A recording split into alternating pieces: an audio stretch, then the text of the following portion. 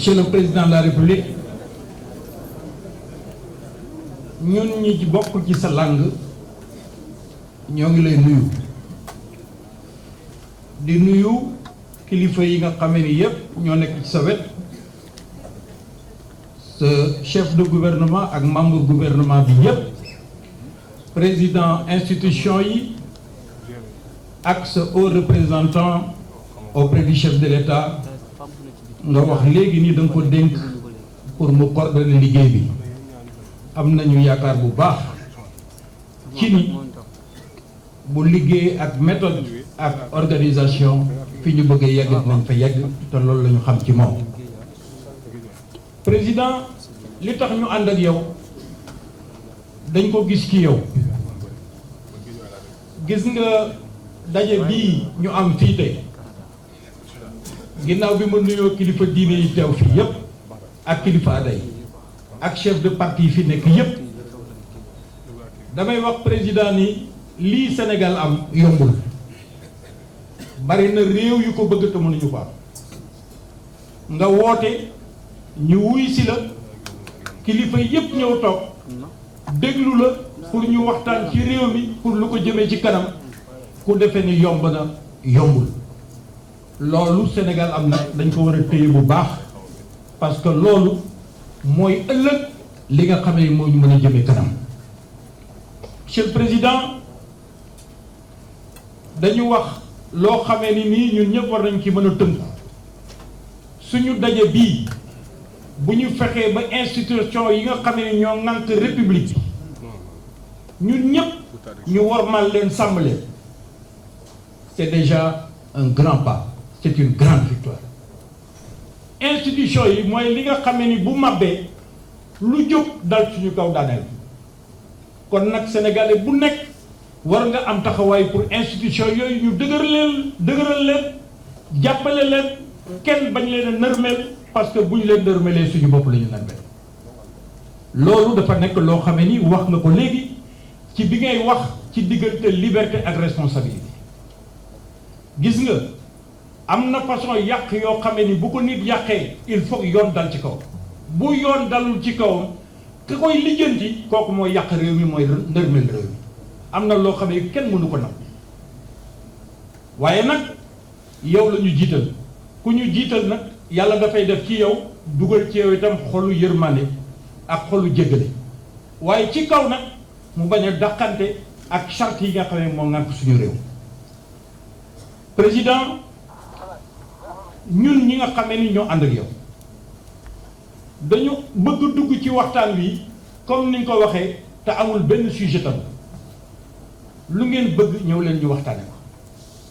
suñu ko waxtaanee ngeen joxe seen xalaat ñu joxe suñu xalaat ñu seet li gën ci réew mi ñu def ko consensus politique fu mu am lijjanti ba consensus boobu ñu mën ko doxal war nañ ko mën a am waaye nag na ko consensus jiitu mooy ñun ñëpp ñu waxtaan ci jàmm ak dal ku nekk fàtte sa bopp ñu xam ni réew mi moo soxla bu réew mi soxlaa kenn waratu la soxla parce que réew mi moo ñu ëmb. Serigne Babacar Sy radiyallahu taala anhu dafa daan wax ni ba ko Senghor seede mu ni ko bu ko xam yow rek bu ko sañ yow rek te bu sa xel bëreeg sa xol na sa xel daal sa xol kon loolu mooy esprit dialogue bi nga xam ni ñun ñi ànd ak yow dañu am fierté ci ànd ak yow ba nga toogee ba tey bis bu nekk yaa ngi woote dañu toog nañu waxtaan nañu diisoo nañu sottante xalaat exemple bi ma ciy joxe muy pétrole ak gaz jàpp naa ni wax dëgg yàlla bu ñu demoon tey ci dialogue bi ci waxtaanat damay wax ni kon dañu yàq suñu wax luñ ci waroon wax nañ ko ci luñ ci war a def nañ ko lépp luñ ci war a xalaat pour ëllëgu sénégalais yi mën koo jariñoo def nañ ko xaatim nañ ko def nañ ko loi kon loolu lu ñu jéggi la ba pare waaye nag xel du doy keneen ku am xalaat boo ci yokk ba nga xam ne xam nañ lii buñ ko ci dugalee mu gën a baax bu boobaa nga indi ko waaye jàpp naa ni ci loi yi gën a baax ci àdduna ci wàllu pétrole ak gaz président de la république fii la am tey ci Sénégal parce que dañu inspiré wu ci lu bari maa ngi sant ñëpp di gërëm ñëpp asalaamaaleykum wa rahmatulah. jërëjëf sëñ Aymérou Gningue sëriñ mooy monsieur rek boobu daane naa sëriñ bi de jërëjëf donc sëñ Aymerou ñu ngi ci turu majorité léegi nag jox kàddu gi El Hadji Momar Samb RTS waaye bokk toujours ci majorité bi monsieur Mamadou Faye bu parti socialiste moo ci war a topp.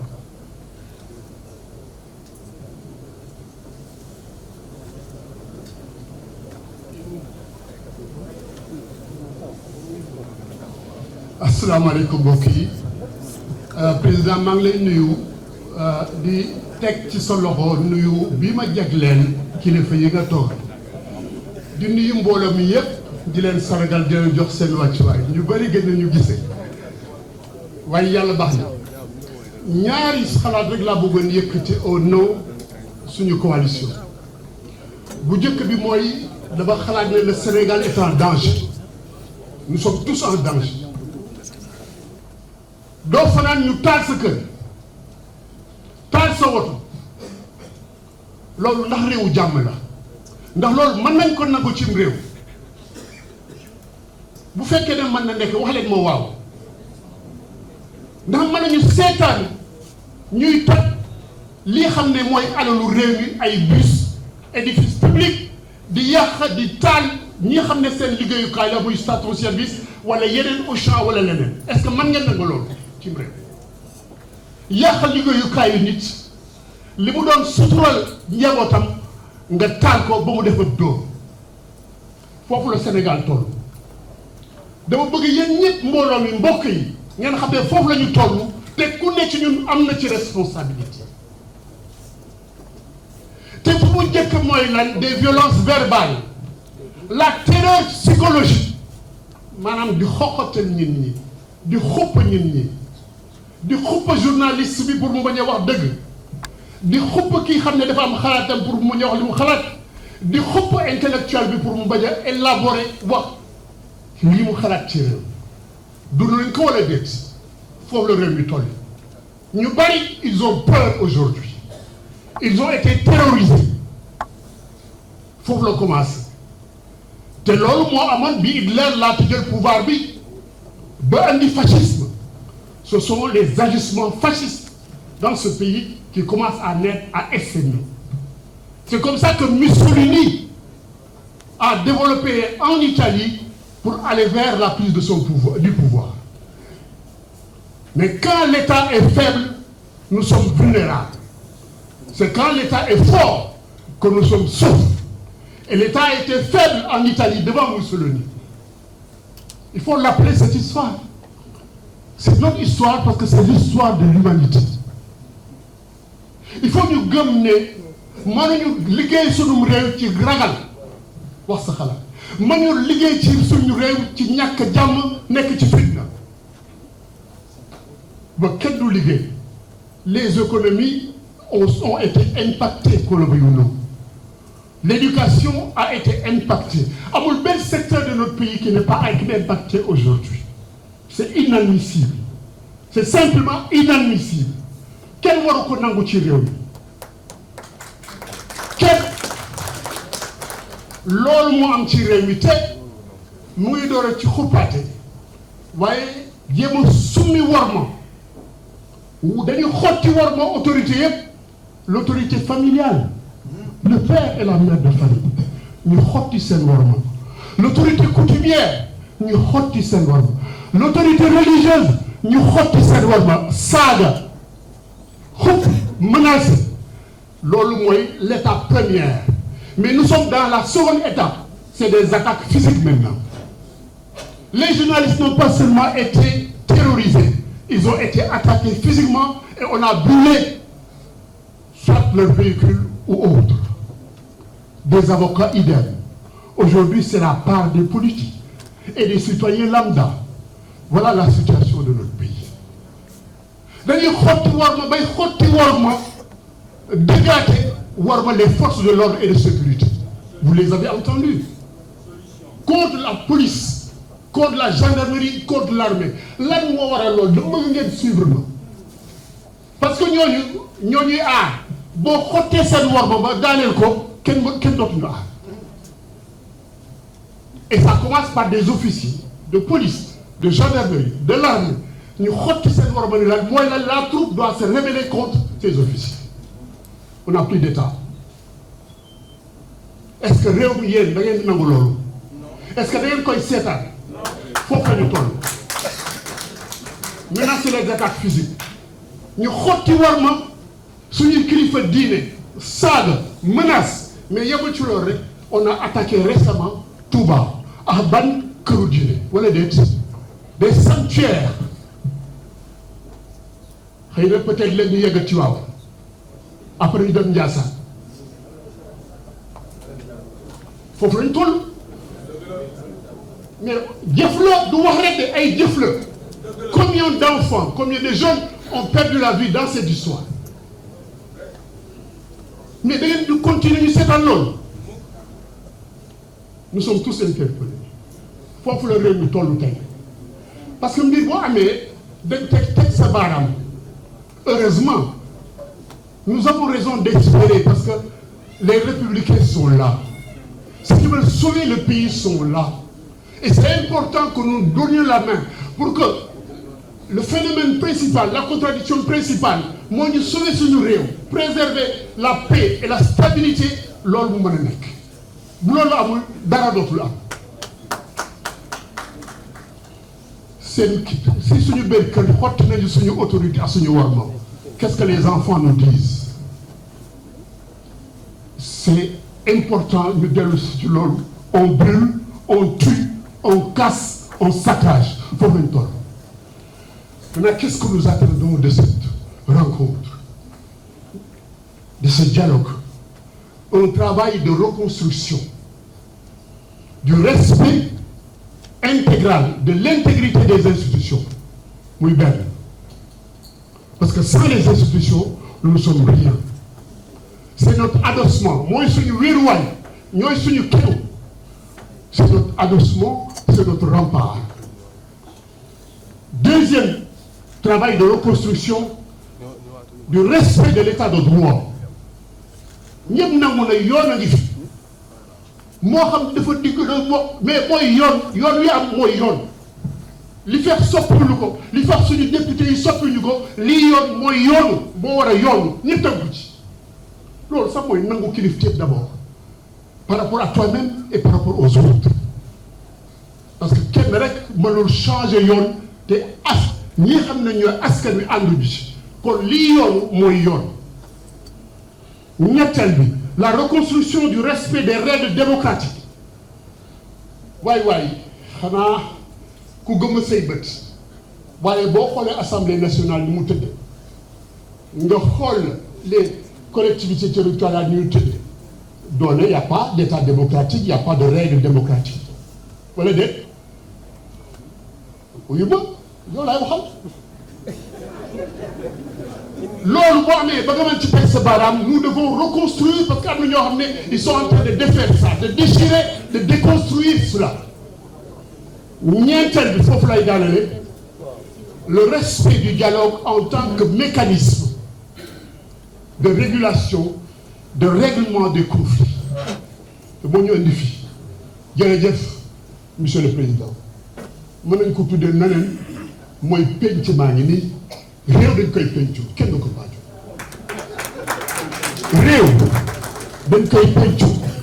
ku bëggul bokk ci penc bi nag diisoo waxtaan am na leneen loo bëgg lu dul luy defar luy baaxal jàmm ak dal ci réew lii dama ne ñun ñëpp ñu joo ci war a jàpp amul parti politique bi moom ñu réew mi parti politique bi moomu ñu réew mi askan wi liggéey kii di dundal ñoo moom réew mi ñi ñuy nampal ñoo moom réew mi ñu ñuy wuuf ñoo moom réew mi ñi nga xam ne ñoom lañu jur ñoo moom réew mi parce que ñoo koy yor pour yóbbu ko fa demain fi ñu bëgg mu yegg maa ngi leen di gërëm di sant di ñaanal ñëpp jàpp jërëjëf. jërëjëf El Hadj Momar Samb ci turu majorité bi jërëjëf. Alors ñu ngi jox kàddu gi toujours dans le cadre de la majorité à monsieur Mamadou Faye Parti socialiste est-ce que Mamadou est là?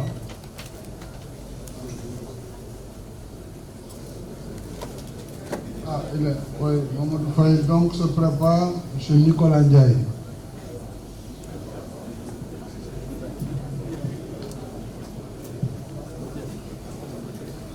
Monsieur le Président de la République,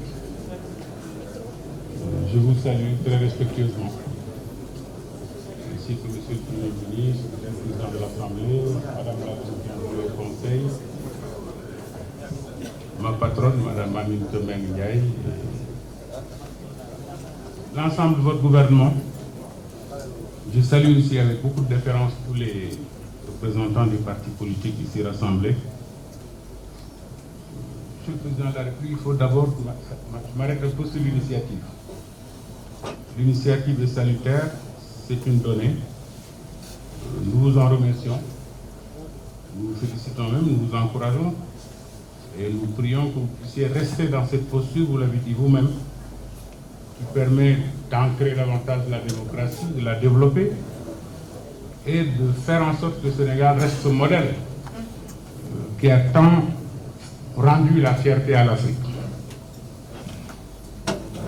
Monsieur le Président, j'ai toujours un petit souvenir derrière. Je salue la mémoire aussi de quelqu'un avec lequel nous avons beaucoup cohabité et qui était un militant de l'État et de la République, Ousmane Tanor Dieng, et était secrétaire général du Parti socialiste, et qui était habitué à tel conclave. 3 petites questions simplement. En première intervention porte sur la paix et la stabilité. Monsieur le Président, nous sommes d'accord nañu ne réew ak jàmm ak stabilité moo ko yore. Réew su amul jàmm kenn du xëy julli ji juma wala ngay dem jàkk. Réew su amul stabilité amul paix mënuloo def benn action bu jëm ci lu yokk réew bi réew mi taxawee ba tey nag am na génération yu bëri ci homme politique ak responsable à tous les niveaux ñu taxaw pour Sénégal continuer am paix ak stabilité. Ci loolu ma ciy gërëm bu baax kilifa diine yi def nañu lu rëy ci Sénégal pour Sénégal am paix ak stabilité bu ñu di fàtte loolu.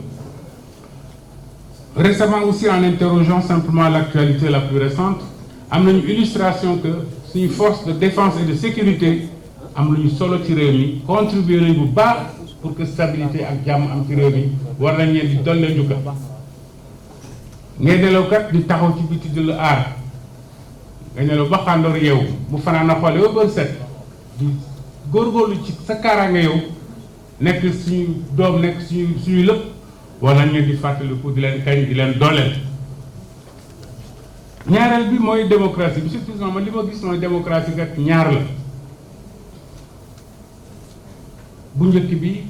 il faut nga dialogue il faut nga fexe nga am ay structure yoo xam dañ ko tuddee élection loolu yëpp ci démocratie la mais démocratie ñaar lay nekk dafay am ñu taxaw ak ñu bëgg a taxaw ñaari catégorie yooyu nag su fekkee ne seen taxawaay jëmul ci lu consolider démocratie du taxaw mukk kon boog Sénégal pouvoir ak opposition am nañu obligation def lépp lu ñu mun pour que démocratie bi gën di dëgër parce que bés bu ñu ko perte nag perte nañu Sénégal. ay compromis mënul ñàkk ñun waa benn Bokk Yaakaar d'accord nañu pour discuter ci lépp quel que soit comme li président di wax on discute de tout avec grand T amul benn question tabou donc amul benn question boo xam ne ñun am nañ ci ay a priori ñii dañ joxe seen xalaat ñu joxe suñu xalaat ñu wut compromis wut conclusion soumettre ko au président de la République loolu defe naa du yomb la loolu pour man jarul tëj kër ak lakk oto mais nag Sénégal dafa mel ni soo xoolee ku jëgu bees yi dafa am peut-être forme politique bu bees bu xaw ci réewu Sénégal on a connu des opposants historiques yu am solo ci réewu Sénégal loo xam ne permettre nañu démocratie bi jëm kanam président Abdoulaye Wade cité nañ ko ci ak ñeneen ñoo xam ne xeex nañu des années durant de courageux ñeneen des générations de Sénégalais qui se sont battus pour consolider la démocratie dañ ko doon def nag et il n'était pas moins virulent que c'est d'aujourd'hui bien au contraire quand je vois Decroix c'est autre chose mais dañ ko doon def ka am ci yar ak tegge Sénégalais nag li nekkoon valeur identitaire am mën na la wax lu ne mais daf koy wax ci respect ak teggi rek waaye dañuy góorgóorlu ba mun a transmettre teggin jooju ak respect boobu le sens de la vérité, mais aussi am ni ñu koy waxee li nga xam ne mooy identifier sénégalais mooy yar ak teggin. Man defe naa ne loolu war nañ ko tee boole. am na ku tudd léegi ne élection inclusive. waaw j'ajoute élection inclusive mais non exclusive aussi, parce que nag su fekkee dañuy waxtaan nga ñëw ne man lii laa bëgg, man mi ngay wax ne lii ngay bëgg, man ma bëgg leneen, ku nekk da nga war a wax li nga xalaat. su fekkee ñu daje Idrissa oui je m'adresse à vous. Alors li ëpp solo mooy waxtaan mooy indi lépp, mais il faut pas aussi que mooy ñun ñi nga xam ne ñoo nekk ci pouvoir ak ñi nga xam ne yéenay wut ku nekk ne li ma wax rek ma war a am, ni ma ko waxee dañ ko war a defee, suñ ko deful noonu réew mi tàkk, wala suñ ko deful noonu démocratie du baax. déedéet, ay compromis rek la doon. compromis nag moom échange moo koy indi. man de loolu laa gëm ne suñ ko defee dina mën a ubbi yëf yi. su ngeen ñu convaincre ci affaire amul benn problème, réew mi ñoo ko bokk, parce que li ma gëm mooy Sénégal rek la ñu am, ku ci nekk Sénégal moo léegi ci boo leen saf moo ñu saf. gannaaw réew bi dara nekk fi, ñaari bi dund gi dafa gàtt. dund gàtt la boobu fi nekk le genre humain su xoolee boppam sa war na xam dund bu gàtt googu nga fexe am ci loo waxuma tax la yóbbaale àllaaxira ko sëriñ ñoo ñu koy jàngal suma sëriñ Moussa Mansour ak ñeneen, mais lépp solo mooy nga ci li ngay yëngatu nga bàyyi fi loo xam ne di nga jox un bon legs aux générations montantes. yi fi ay transmission de témoin rek la, dañoo jox témoin bi dañ ko transmettre dans de bonnes conditions. mais nag am na façon boo xam ne gis nañ ko ni ñuy defee politique léegi, loolu suñ ko defee Sénégal benn xarkanam lay am te kenn. Mamadou Faye, monsieur le ministre, ci kaddu gi turu PS ak coalition Benno Bokk Yaakaar,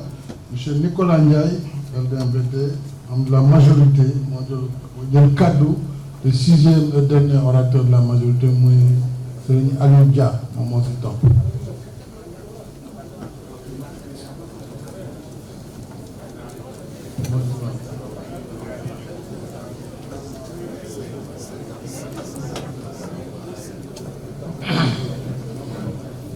Monsieur le Président de la République, Monsieur le Président de l'Assemblée nationale, Madame la Présidente du Haut Conseil des collectivités territoriales, Monsieur le Président du Conseil économique, social et environnemental, Monsieur le Président Moustapha Niasse, yéen ñi fi teew ñëpp ku ci nekk maa ngi lay nuyu ci sa tur ak sa sant. ñun Sénégal dañoo am loo xam ne ni ñëpp dañu ko nawee ñu war koo téye ñaari loxo. le mois dernier laa dem Ghana ci benn réunion ghanéen yi tiitaru naan depuis 30 ans amuñu coup d'état, depuis 30 ans amuñu coup d'état, di ko répété. dem naa ci yeneen réew yoo xam ne nii toujours mois dernier dem naa ci réew boo xam ne nii ethnie yi ñoo structuré politique bi, Kikuyu yi fii, Kalenji yi fii, Luo yi fii. yeneen réew parti yi dafa am parti Bété, parti Baoulé, parti Jula, feneen parti Pël, parti Susu, parti Malenke. mbaa feneen kabie yi ñoo yore nguur gi,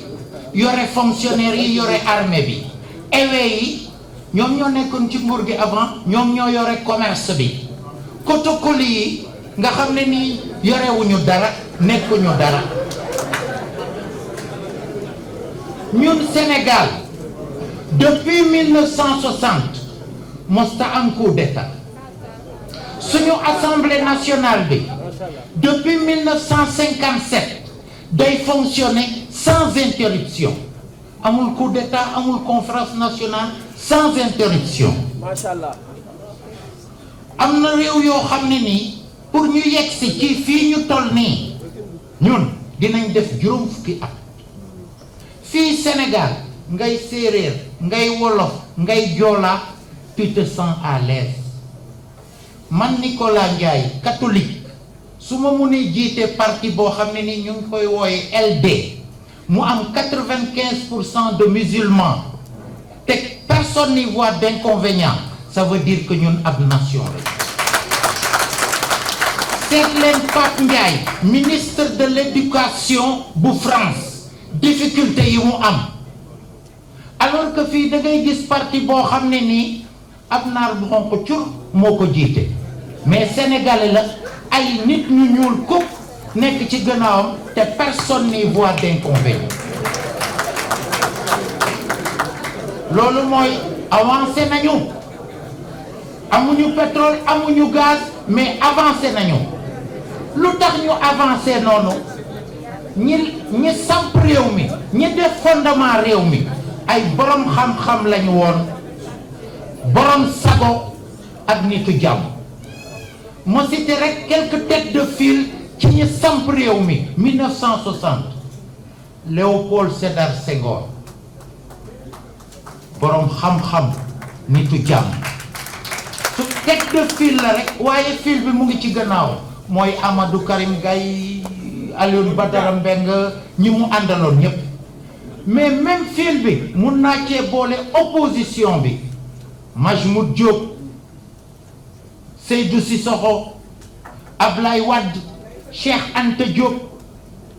Ablaye Bathily Landing Savané et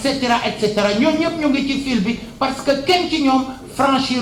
franchiruloon une certaine ligne rouge loolu mooy tête de file sur le plan temporel tête de file yu sur le plan spirituel ay borom xam-xam yu wóor ay nitu sago Khalifa Ababacar Sy Serigne Fallou Mbacké ñi àndoon ak Senghor ñaseen yi Seydou Nourou Tall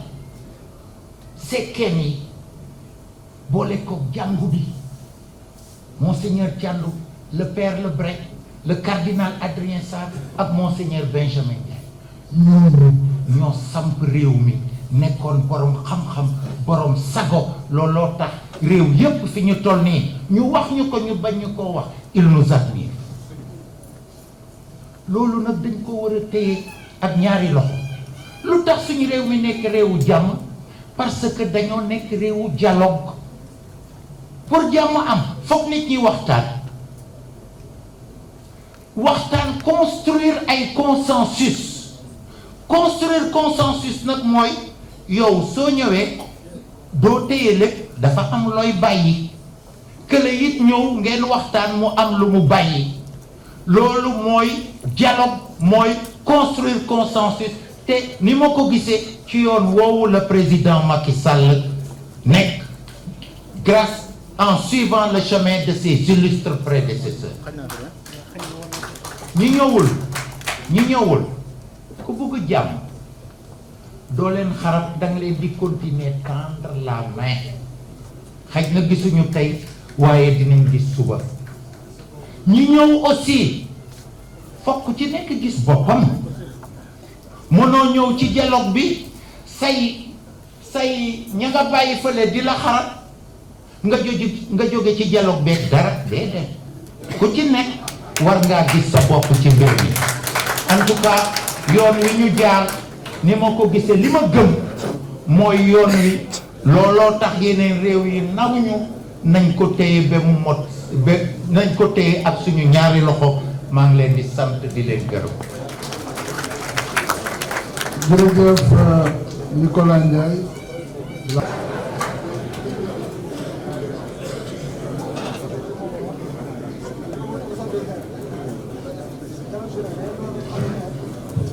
أعوذ بالله من الشيطان الرجيم بسم الله الحمد لله والصلاة والسلام على مولانا رسول الله سيدنا ونبينا محمد صلى الله عليه وسلم. Monsieur le Président de la République, Monsieur le Président de l'Assemblée nationale, Monsieur le Premier ministre, Madame la Présidente du Haut Conseil des collectivités territoriales, Monsieur le Président du Conseil économique, social et environnemental, soxna ci jiite dialogue ak sunu kilifa ñun ñëpp muy le président Moustapha Niasse maa ngi nuyu képp koo xam ne yaa ngi ci barab bi di am mbégte it di fekkee waat dialogue bi waaye di la sant nag président bu baax di la gërëm it di la ñaanal di la wax na yaa ngi ci yoon wi ku jiitu ku ne daal day ami jamono bul tiin waaye da ngay geestoo ña nga raw te bokk ak ñoom pas-pas nga xaar leen ñi bëggut a ñëw nga fexe noo leen delloo seen ndax dañ cee bokk yonent bi gënoon ñëpp waaye yàlla da ko doon déey te bu ko déeyee nag ba pare ba mu wax ko ne nii la comme yàlla xam na nit daf naan ko delloo la nga waxtaan ak ñoom wa shaawirhum fil amr fa idaa azamta fa tawakkal ala Allah loolu fi dégg léegi gannaaw yow yàlla doon a déey waaye yaa ngi royaat yonent bi ci ay nam doon defee daal ku jiite nit ñi day ami jamono nga déglu leen nga waxtaan ak ñoom defoo ko benn yoon defoo ko ñaar yoon defaat nga ko kenn ku nekk na dellu sa njukkal te ñëpp ñëw moo tax kilifa yi ma gis nu ñëw fi rafetlu naa ñool seen ñëw ñu ñëw ci ku ne ci ñun am nga ca nit moo xam ngeen bokkee ko ci sëriñ mbaa ci famille mbaa ci dëkkandoo seeti ko nga wan ko ne ko du nii nii la nii laa ko gën kon ñu ngi lay sant bu baax ci li nga doxal rawatina ñun ñi nga xam ne xam naa waaye du ñu fi seen ndax luy ñëw ndax bi ma jotee sama lettre bi dañ cee def président force paysanne bu ñàkk koo xam ne kii moom ma nga toog naan waa baykat yi luy seen yoon ci dialogue bi sàmmkat yi luy seen yoon ci dialogue bi nappkat yi luy seen yoon ci dialogue bi te ñooñu kat tey questionnement bii toll ci réew mi bokkut ak yoon ban yore ku ci xëy na may dem Dakar ñu ne yéexee bul dem foofu fi nga fa soo ne tey Ziguinchor ñu ne bul dem fi nga fa boo ne maa ngay dem Thiès ñu ne fi nga fa mu ndax réew mi moom dafa yem ci Thiès Ziguinchor ak Dakar yemut foofu li dundal réew mi te yor koom-koomam ci bitti la lu nekk kon maanaam démocratie bii daal bu fekkee ñun dañ ko bëgg a tabax ci naa bokk rek ci élection yi naa ci am cër seetatoo société bi xeet wi lan lañ ko teg comme fitna économie réew mi taxaw na kon bu boobaa démocratie sociale amatul démocratie économique amatul ndokk nag yow ba loolu nga bëyi ko ci sa xel gis nga keroog ba nga ne équité territoriale ñun ñi dëkk ci àll bi te ànd ak àll bi ñun la suñu xel daal ñaari sénégalais fi ne woon ci benn Sénégal sénégalais ba dëkk fa ñuy wax réew taax dara du fa mën ki lycée yaa ngi hôpital yaa ngi université yaa ngi BRT ñu ngi fi fa danañ ko fi indi TER baa ngi fi ku feebar faju ku am bëgg a liggéey xëy sooy jàng ci jàng mu am Sénégal boo xam ne nag ma nga fee ay teen la ñuy jukki ba léegi di ko naan ñu ngi ne géej ñaari bari buy gerte yun ji ren ñu ngi ne géej àll guy jox leen tey torop mboq buñ dem ji gisuñu lycée gisuñu BRT gisuñu fu ñuy fajoo loolu la yow dindi ko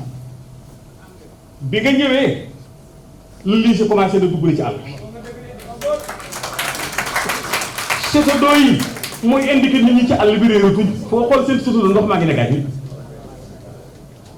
poste de santé yi dem na fi ndax yow bi nga ñëwagut boo ne sage-femme yóbbul leen mu ko sama communauté rurale ñu ne sage-femme du dem ci communauté rurale moo fi ne woon sage-femme du dem ci communauté rurale nga ne préscolaire ñu ne déedéet préscolaire du dem ci école ci àll bi case de tout petit li fi président Abdoulaye Wade indi moo soppi loolu waaye gannaaw yow yaa nu boole ci lëf lii ba tax ñun suñuy xel dal am na nuy liisi dugal nga fa courant bi ndox mi ñëw na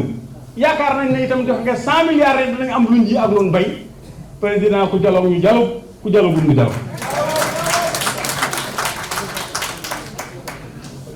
ñuy def politique nañ dema ak léegi ba am ñetti jukko yoo xam ne réer nañu tañ jëfandikoo ko toog di gërëm kii xam bu taal bi nooy def ki taxani woon matt mi gis nga Sénégal bii bu tuddee Sénégal tey bi naa yi li fi suñ maam yi daj duñ ko wax li fi suñ baay yi daj dañ ko wax nuy naan ndoxam teen di jàng ci lampe pétrole tey boo dikkee forage bi tiim la da nga naan kocc rek léegi bu tàkk nga def papa ndax ma taal kilim bi mu ne doom taalam ñëpp a yem léegi ñuy fexe ba Sénégal boobu tuddoon Sénégal ñu def ko ba tey ñun ñu egsi léegi hôpital bi rek mu boy ay fan yu néew ñu ne pétrole dina ñëw ñu génnee fi lampe pétrole yeeg yooyu yëpp mel ni pareeg France mënatuñoo déggoo ci biir loolu kon xam nga lu mu manqué ñu ngi bëgg a goreel bi ñu ngi bëgg a ñàkk jom sëñ Mountakha laa dégg bërki dem mu ne ñett mooy bëgg a riir te buñ ko deful réew mi di dox ñu ne laat mu ne gore jom ak pas-pas mu ne pas-pas ak yàllaa ko moom waaye xam nga loolu mooy gore ma ne naa mu ne bañ cee ñaaw rek koo dégg ñu ne ak a gore dafa bañ a ñaaw ciy waxam di wax lu rafet di wax lu baax du yàqal kenn koo dégg ñu ne ak a gore dafa bañ a ñaaw ci jëfam bu jëfee ku ko dégg da yaaram la eskay waaye xool leen wax yi ñuy wax léegi xool leen jëf yi ñuy def léegi ngor jeex na lan mooy jom du bañ ko la yàq baat boobu dafa métti jom mooy ku bañ ko la xeeb Sénégal kenn xeebuñu woon fu dem ñu naw ñu réewu teraanga tey kenn mën a tuta teral kenn ñëpp a ñaaw ndax koo séen tey rek mu nga boo koy yaxab rek di ma kum ko wan ñaari jikko yooyu bu jàllee nag pas-pas yi fi sunu maam yi defoon te joxuñu ko ñu taxawee ko Alboury ni xeex ba bi général Pétain ñëwee mu wóor ko ne bu dafanteeg moom fiir ci Jolof rek yàlla ñëpp Alboury xëy gàddaay dem Cheikh Omarul Fouti yu taxaw fii mu wóor ko wóor yàlla ne bu fekkoon ne woon der na dama ne benn doomu soxna buy fanaan ci àddina amut muy defantoog ñoom di ko def ak ñoom ba ma leen ne baatin am na dem nañ ba ne Cheikh Oumar yi kenn gisatu ko mu disparaître dans les falaises de Bandiagara Cheikh Mat Bamba def loolu te ñun fi wacc yeesuñu kenn nun nu bëgg dikk nag rek waaye ndeysaan jàpp réew mi di ko du joxo jàpp réew mi def ko ni njoobaan bu dégg bëccëg rek ku nekk naan la nord le sud l'est l'ouest fu jëm tant que ormalante wuñ ki jiitu ñu xam ne yàllaa ko jiital te yàlla du juum yow la yàlla jiital nañ la doyloo suñ la doyloo nga teg ci yoon bi lu mel nii am ku ne joxe ci sa xalaat ñu xam ne nag dialogue du ñëw fii di werante du ñëw di weerante ñaari baat la dëkkuñ werante benn baaxu ci kon nag président de la république lii nga ubbi daal na ci bokk nun ñii politique bokk ñu bëyi xel askan wi nga xam ne ñoo nuy fal te deenu fay fexe ba war ma dellu si man day li may dégg ci fan yii damay toog ba yàgg rek ma ne mënu ma fi yàlla doon bàyyi ba lii may dégg ma di ko dégg wala lii may gis ma di ko gis daloon na kilifa bu ñuy wax Mor Njaay Njama bu na njaayee ko jëlee ji woon ci dëkk bu ñuy kupp indi ko Jolof ne ko jiite mu alxuraan dema jiite simis bu na demee ba dugg ci diina ji alaaj Daawda Ja indil ko ko ñu ne ngoon cinéma de campagne day am mu defe ne ay gerte ki fas la ñuy wane mu ñëw rek benn madame ne tëll rek ak weeni neen mu jël loxo yi rek wax ci bët yi ne mooy yàlla lu ba dul fi kër yi ba di ko seetaan waaye bilaay yi ku gis li Sénégal di génn léegi su la rongañ desee da nga jooy da nga dem ba sëkk say nopp di li may dégg man bu ma toogee waa jékki-jékki rek na Macky Sall ma ne kun yarute gi de Macky Sall loolu jeex na ba mu nee président de la république fi mu ne bu ko neexoon léegi képp man mii sama tur soppeeku balaa ngoon na siiw mais décret rek Aliou Dia ministre d'État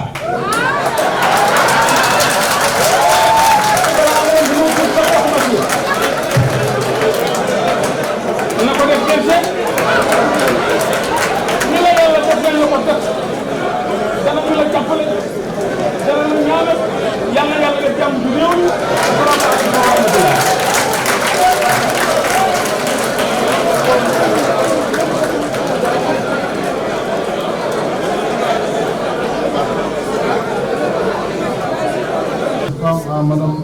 Madame Touré Thiam.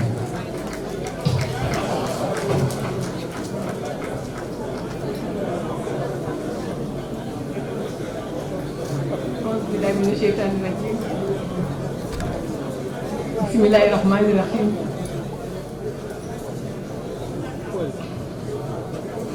Dama bëggoon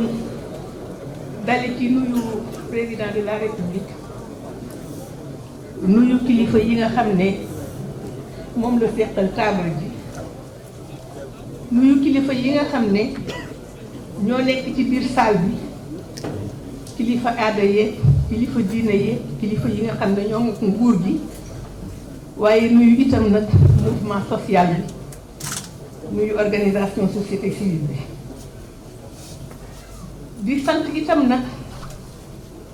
sama naatango jigéen yi nga xam ne dañu ne na jigéen ñi wax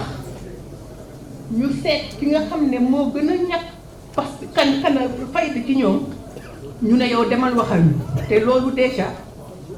dafa wone yoon ci dialogue bi ñu war a def ndax li muy wone mooy ku nekk ci ñun bu fekkee ni yaakaar nga ni ka fa gën a ñàkk maanaa mën na laa taxawal yaakaar naa ni waxtaan bi dinañu gis yoon. may wax monsieur le président de la république ne mën naa wax ne jigéeni Sénégal yépp ñi nekk ci fii ak ñi fi nekkul, ñi ànd ak ñi ñëw ak ñi ànd ak ñi nga xam ne ñëwuñu, ñépp am nañ yaakaar ci li nga xam ne moom la ñuy waxtaanee fii.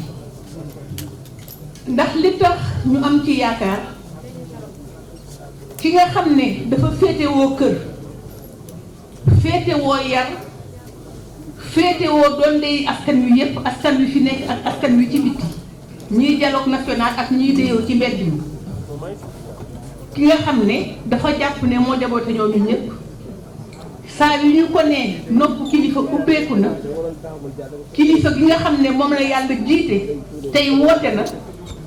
ñu may ko nag possibilité mu dégtal kàddu bi, yaakaar naa ni am nañu ñun ñëpp yaakaar. ma bëggoon a wax nag ñaar wala ñetti yëf rek yi nga xam ne benn bi ñu ngi jëm ci reconduction bi nga xam ne moom la ñu reconduire commission yi. ma rafetlu ko, jàpp ne nag ginnaaw reconduire nañ commission yi, ñi nga xam ne ñoo nekkoon ay acteurs ak actrices yi nekkoon ci commission yi te xataayu woote tey bi xat na xat koo xam ne ñoom ñëpp woowuñu leen, xam naa ni kenn ku ci nekk dinañ la woowaat nga am ci sa wàll. may yaakaar ne kon représentation jigéen ñi ak représentation segment social yi nga xam ne dañoo nekk li tubaab di wax powerless, mooy ñi nga xam ne suñu askan joxu leen trop pouvoir bu mag a mag, ñooñu gune yi bokk nañ ci, jigéen ñi bokk nañ ci, mais am na itam ñi nga xam ne askan wi dafa jàpp de dafa leen di xebet, te yaakaar naa ni bu fekkee da nga wax inclusion ñooñu ñëpp ñoo tax. man damay faral di wax, ndax sama métier sociologue la, ne réew Pape Sarr micro. Tey jii président di woote dialogue national, tey en tant que ministre de la République nga ànd ak moom. en tant que président de LDR Yeesal, waaw. yow da nga mel ni da nga ñëw représenter fi sa parti pour dialogue. moo ngi noonu waaw. non je crois que président li mu def rafet na, li mu def aussi baax na, ndax waxtaan moom ci la lépp xaj, te ci biir waxtaan bi kenn ku nekk da ngay ñëw ak say xalaat, kenn ku nekk da ngay ñëw ak say centre d'intérêt, mais nag may ñaan ñun acteurs politiques rek bu ñu fàttee aussi centre d'intérêt wu réew mi, muy li jëm ci wàllu koom, li jëm ci wàllu éducation, li jëm ci wàllu environnement, li jëm ci wàllu ressources naturelles. bu ñu yem rek dialogue bi bu mu yem rek ci affaire politique, nañ waxaale lépp. dialogue bi nag mun na gaaw ndax tàmbali woon nañu ko, coronavirus taxawal ko, kon yaakaar naa buñ ko jëlee fa mu yemoon rek war nañoo mën a gaaw déposer conclusion yi. léegi nag dialogue moom buñ la ci wooyee da ngaa war a poser condition, da ngaa war a poser préalable, da nga war a ñëw rek indi say xalaat, kee ñëw indi xalaatam, li ngeen juboo ngeen doxal ko, li ngeen jubawul ngeen bàyyi ba beneen yoon ngeen waxtaanee waat ko. ndax nag ci dialogue ci la suñu réew mi sukkandiku. démocratie Sénégal foo dem ci Afrique ñu ngi koy wax giñ koy wax nag li ko indi mooy dañoo dialogue ci bi Senghor nekkee, dialogue bi fi président Diouf nekkee, dialogue bi fi président Abdoulaye Wade nekkee,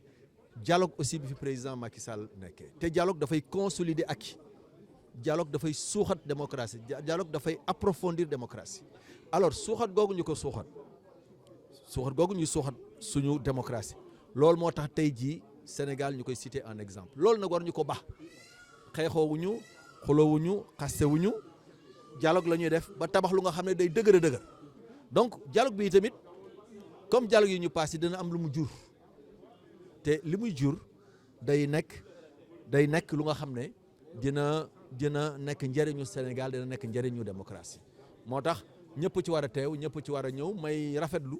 teewaay gi nga xam ne taxawu Sénégal teew na ko, teewaay gi nga xam ne PDS teew na ko, teewaay gi nga xam ne yeneen parti teewe nañ ko,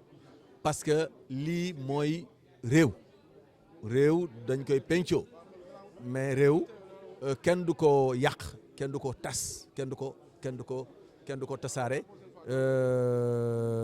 kon du ma ñëw parce que dialogue bi sincèreul loolu da nga manqué confiance ki nga xam ne moom mooy sa vis-à-vis te nag nit bu la joxee cër nawloo la yow tamit ba woo la da nga koy jox cër nawloo ko ba wóolu ko ñëw déglu ko kenn mënut a nax kenn bu la waxee loo d'accord nga d'accord ci boo ci d'accord nga ne ko d'accord ma ci jërëjëf. question troisième mandat bu président ne nañ ko boole ci biir nag. mais wax na ko loolu amul sujet tabou amul benn sujet tabou mais nañu ñëw wax seen i argument ñeneen ñi ñëw wax seen i argument bu ko defee bu dialogue bi jeexee da nga xam fan la wànnent di mujjee ki bëtam. Lougaré TV bi nga ne xam nga ko nag dafa mel ni sa dëkkandoo. non Lougaré moom xam naa dëkk bi xam naa monsieur le ministre waaw c'est bon. ministre ziar nañu. waaw maa ngi lay delloo ziar bu baax a baax di wax nag que maa ngi rafetlu bu baax jotaay bu président de la République def tey président Macky Sall dañ ko war a féliciter bu baax parce que njiitu réew yaa xam fi réew mi toll yaa xam aussi yaa war a dalal réew mi donc am na solo trop moom mu ñëw tey. muy li am solo parce que yàgguñ di ko faral di gis parce que moment yi am solo pour suñu état Sénégal la kaa la ñu waxtaan donc ñetti réew na bu ñu toogee ne kaa la waxtaan te ñu xam nañ ne kenn mënu ko forcer mu waxtaan kenn mënu ko forcer mu woote mais moom moo xool fu réew mi toll war naa woo Sénégalais yi woo acteurs politiques yi surtout ñu waxtaan loolu dafa am solo dañ ko war a féliciter war ko encourager ci démarche bi nag maa ngi féliciter aussi ñi ñëw wuyu si yëpp nag ñu nekk mbokk majorité présidentielle bi comme ñu nekk ci kujje gi yëpp ñëw nuy wuyu aussi loolu am solo parce que loolu mooy bëgg sa réew waxtaan bi nag moom dafa am yoo xamante ne foo ñu déggoo ci mooy lan mooy bépp poñ bu nit bëgg waxtaanee indi ko teg ci ko table bi ñu waxtaanee ko loolu signifiewul nag dañu war a d'accord ci lépp parce que su fekkoon ñun ñëpp dañoo war a d'accord ci li ñuy laaj donc ñëpp mën nañ bokk benn parti politique rek donc soo gisee tey jii ku nekk sa parti nga yor ku nekk sa majorité nga yor ku nekk sa groupe nga yor parce que bokkuñu ay gis-gis mais nag am na loo xamante ne mën nañ ci déggoo surtout ay points yu jëm ci ay élection mooy par exemple defe naa waxu fichier électoral waxu élection yu leer élection yoo xam ne amul sàcc amul njuuj njaaj amul dara loolu je pense que ñëpp d'accord mën nañ ci d'accord te élection yi fi jaar yëpp wane na ne effectivement Sénégal élection dañ koy tëgg mu jaar yoon te du am benn contestation donc point boobu je pense que ñëpp mën nañ ci déggoo parce que gëm naa ne sax point boobu tellement que ñëpp mën nañ ci déggoo mun naa ne sax point boobu amul sax sens parce que ñëpp d'accord nañ que élection dafa war a jaar yoon ñëpp d'accord nañ que élection dafa war a transparente ñëpp d'accord nañ que si que fichier électoral bi aussi amul benn problème parce que def nañ defaat audit lu leen wax nañ ko ci mais pour man débat sur élection sur ay kii yooyu mooy débat boobu dañ ko dépassé parce que lépp leer na léegi mais nag président bi wax na aussi amul benn poñ boo xamante ne da koy delloo da koy réfuter da koy rejeter poñ mu mënti wax yëpp dañ ko nangu mais li am solo bu am solo mooy li ñuy créer tey jii mooy la nouvelle dynamique mooy Sénégal les forces vives du pays ñu ngànk réew mi dañoo décider toog waxtaan pencoo ci yi nga xamante ne dafa am solo pour réew mi. problème troisième mandat bu mu wax nañ ko ci dugal nag. waaw ma ne la nee naa la sànq am na poñ yoo xamante ne man jàpp naa ne amul sax sens muy poñ ay élection poñu troisième mandat ak yooyu parce que mënuma comprendre nga taxaw naan troisième mandat dama bëgg ñu waxtaanee ko président bi nee na waaw dañ ko waxtaanee c'est bien ñu waxtaanee ko parce que nit ku nekk lu la neex am nga sañ-sañ laaj lu la neex donc mais poñ boobu par exemple munoo teg na man dama ñëw waxtaan ci waxtaan bi bëgg naa ñëpp bokk élection bu ñu beddi kenn mais yow mi may waxal yow mi moom yow doo bokk xam nga waxtaan boobu du sori. sori yow ci français ministre. bon de féliciter son excellence le président de la République président Macky Sall pour avoir initié ce dialogue national parce que il joue son rôle de président de la République garant des institutions de la Constitution puisque aujourd'hui on sait que le président de la République a mesuré la pleine responsabilité qui lui incombe par rapport à la marche du pays. Donc si lui, il prend sur lui et décide d'organiser un dialogue national, je pense que tous les acteurs, surtout les acteurs politiques, doivent venir répondre à ce dialogue. Parce que venir répondre au dialogue ne signifie pas être d'accord sur les thèmes de référence. Ça ne signifie pas être d'accord sur les solutions qui sont, ou bien les pistes qui sont arrêtées par le dialogue. Venir au dialogue, c'est venir poser sur la table, discuter sur des questions qui vous tiennent à cœur en tant que parti politique, ou bien en tant que mouvement politique, ou bien en tant qu'acteur politique, ou en tant que force vive de la nation. Et c'est ça le dialogue. Maintenant, il y a des points sur lesquels nous pouvons tous être d'accord. Ça s'appelle le tronc commun d'accord qui concerne par exemple les élections, le fichier électoral, les élections transparentes. Je pense que ce point-là, tous les acteurs politiques sont d'accord qu'effectivement, au Sénégal, nous devons avoir des élections transparentes, ça on est d'accord. Nous devons avoir des élections de fichiers audités, clairs, sans aucune difficulté, ça tout le monde est d'accord. Ces points-là, tout le monde sera d'accord. Et d'ailleurs, je pense que tout le monde sera tellement d'accord que ce point-là, c'est des points positifs qui n'ont même pas de sens, parce que nous sommes tous d'accord. Parce que l'audit du fichier, l'audit a été fait plusieurs fois, on sait qu'il n'y a pas de difficulté dans le fichier électoral. Plusieurs élections sont passées, plus de 3 ou 4 élections sont passées avec le même fichier. Il y a des localités où le pouvoir a perdu, des localités où l'opposition a gagné, des localités où l'opposition a perdu, et il n'y a qu'une contestation. Donc sur ce point-là, je pense que cela peut être évacué très rapidement. Certains personnes ont posé quelques points sur le 3e mandat, sur d'autres choses. Mais tous les points, à mon avis, c'est un point aussi qui n'a même pas de sens, parce que vous ne pouvez pas venir dans un dialogue politique, dire à tout le monde, écoutez, je veux faire un dialogue politique pour que je puisse, moi, participer aux élections librement, que tout le monde participe aux élections, tout en disant à la personne qui organise cela, vous, tout le monde va participer, sauf vous. Alors ça, ce n'est pas un point qui est acceptable quand même pour un point en politique. C'est mon avis personnel, hein? Personnellement, ce n'est pas un point acceptable, mais nous pouvons quand même discuter ce point, mais pour moi, la réponse est très claire et c'est net. Merci beaucoup, ministre. yaay dafa wax ni réeroo amul ñàkk waxtaan moo am te ñàkk waxtaan bi indi réeroo dëkk yu bare moom moo leen tas boo seetee Côte d'Ivoire ba fa ñàkk waxtaan amee ba réeroo ñëw am na fa lu mat 3 nit yu fa dee économie Côte d'Ivoire yëpp toj ba nga xam ni Côte d'Ivoire dellu na gannaaw fukki at ñu nekk di ko tabaxaat ak léegi réew yi ñu wër yëpp gis ngeen Burkina Faso Mali Guinée ba fa ñàkk waxtaan amee ba xeexaw ba am fa ba léegi réew yooyu mënuñu taxaw tey jii seen économique lépp a nga taxaw dellu gannaaw boo génnee sax même fii su région bi dem ba Rwanda réeroo ba fa amoon gis ngeen la mu jur li ñuy wax génocide du Rwanda maanaam des centaines de milliers de morts nga xam ni tabaxaat réew ma lu jafe-jafe la boo demee ba man am na ay organismes yu tudd ay NDA ak yooyu yónni nañ ma ba ay Haïti ma dem foofu pour waxtaan ak kilifa politique yi jéem a jubale waa politique yi mais ba ñu falax ba ñu réeroo ci seen biir aussi gis ngeen booba ba léegi réew ma mënul taxaw kon nag réew bu fekkee ni falaxoo dafa am ñàkk waxtaan am réeroo am fa tas rek la jëm toj rek la jëm bu fekkee ni itam nit ñi ku nekk da ngay wax maa la gën a dof lii ñemewu na ko lii ñemewu ma ko am na benn homme bu ñu xam boo xam ni ci àdduna bi xam nañ ko bu tudd Foster Dulles moom moo doon développé théorie bu ñu tuddee la politique du bord de l'abîme maanaam ñëw ba ci booru pax mi kàmb gu xóot gi ku nekk di wax est-ce que maa la gën a dof wala yaa ma gën a dof ay ca kuy daanu ci kàmb bi xëy na yéen ñaar yëpp ngeen ànd daanu ca réew ma yëpp tas kon nag dialogue ak waxtaan mënul ñàkk parce que guerre yi sax ci waxtaan lay mujje guerre yi yëpp si waxtaan lay mujje autour de la table kon nag balay guerre di ñëw wala junni ay nit di dee wala économie bi di raaf di toj mais waay waxtaan ñu toog waxtaan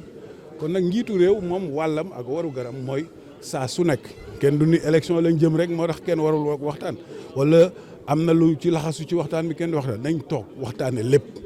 kon nag moo tax dañuy rafetlu bu baax initiative bi te yaakaar ni ñi ñëwagul sax xëy na dinañ ñëw encore fekk si biir fekk si dialogue bi lu nekk mën na ci génn Sénégal dañ ko tuddee réewu dialogue depuis Senghor ñi fi jaar yëpp ñun 1988 état d'urgence am na fi ñu jàpp ñu tëj ñu ci kaso bi ñu mat 4 weer ñu nekk ci biir kaso bi man mi sama falu député maa ngi ko déggee ci biir kaso bi kaso Rebeuss ba ñu génnee avant ñuy génn sax ci biir kaso bi jokkoo nañu ak pouvoir bi ba nga xam ni guddi dañu génn kaso bi rek ca fajar ja ñu dem Popenguine man ak Ablaye Wade Mansour Kama moo ñu yóbbu ci oto bu ndaw ñu dem Popenguine fekk fa Abdou Diouf ak Jean Collin waxtaan ak moom pour seet nan la ñuy taxawaate pour tabax réew mi ca la ñu jóge di avancer ba tabax li ñu tudd code consensuel bu 92 bi ñii di wax ñi koy wax ñëpp xamuñu sax fu mu jóge ak nu mu demee man maa jiite woon délégation opposition bi nga xam ni ñoo doon tabax code consensuel bu 92 boobu kon nag defe naa ni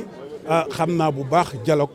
lan la mën a jur ak lan la mën a indi ci réew ba nga xam ni ku woote dialogue damay ñëw taxaw ci sa wet jàppale la bu baax te ñaan la nga ubbi yaatal ba ñëpp mën a dugal seen kaddu ak seen loxo ak seen doole ci biir dialogue bi pour que dialogue bi jutal jàmm Sénégal jural jàmm àdduna bi yëpp. kon ñëpp war nañoo mën a wuy si woote bi.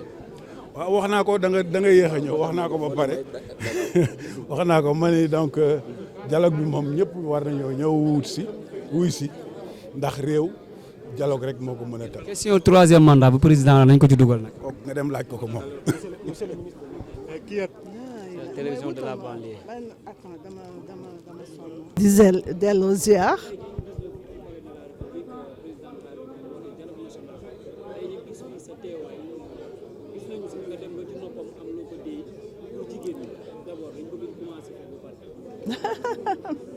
en tout cas maa ngi leen di nuyu bu baax a baax